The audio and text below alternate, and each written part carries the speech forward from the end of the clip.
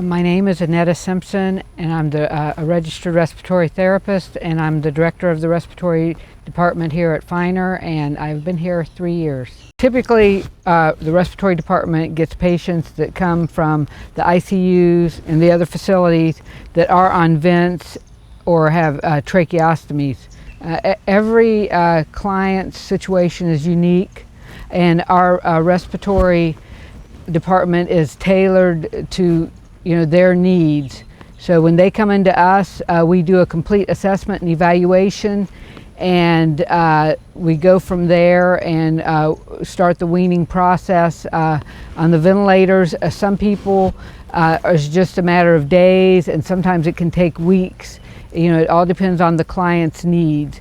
As far as tracheostomies, that again depends on the client's needs, because their other needs are being met in other areas of rehabilitation. We need them to be able to protect the airway and be able to breathe on their own. Always the goal is for them to be able to eat and go on to speak and go on to a normal lifestyle. The respiratory team is on the floor 24 hours a day, 7 days a week. So we're not in a situation where you need to call for respiratory. We get to know our clients, we get to know the families. We're working day in, day out, and we can tailor to their needs, whatever their respiratory needs are, as far as decannulation, as far as vent weaning, because we get to know everybody. I had a client that came in on a ventilator, and her whole point of wanting to be off the ventilator and her trach pulled was so she could drink Coca-Cola.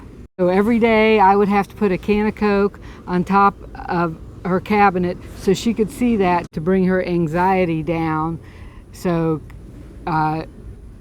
she would not be so anxious when we were doing the weaning trials. People that are have brain injuries, they get the anxiety, but because sometimes their ability to reason isn't that developed, you really have to work with them.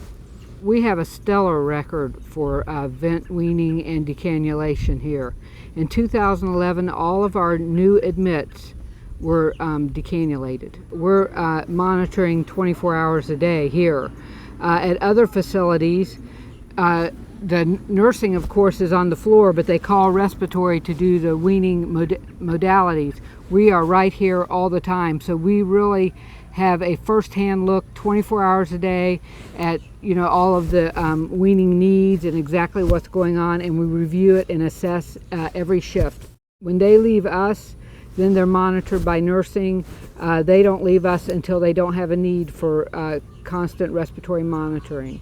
Because we have respiratory on staff 24 hours a day, and we have a small unit, everybody can convey information very easily, and we're able to actually see our patients all the time. We can monitor them, and we have a better handle on what's going on with the patients. They come in, they're assessed from shift to shift. We can tailor our weaning program to their exact needs, and we're right there for them. It's not like it is in a lot of facilities where you have to call respiratory and they'll be there in a few minutes. We're right there all the time. The families really need to get confidence in you when you're taking care of their family member, because their next breath is dependent on someone else.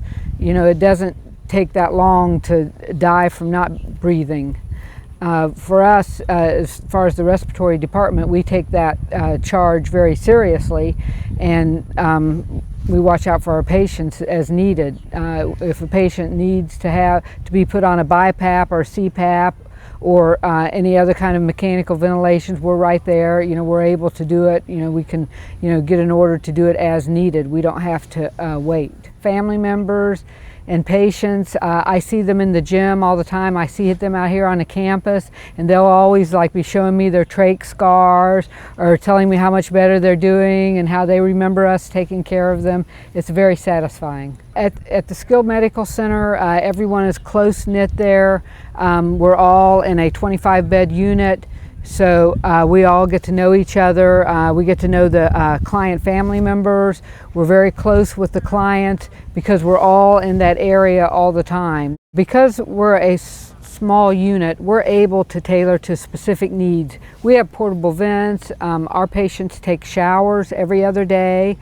They can go to the gym on their ventilator. They can go out here on the porch. They can even go fishing.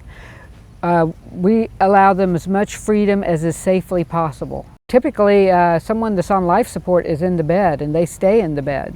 You know, our people are up and in chairs and watching TV and, as I said, socializing. So it's very different in that regard.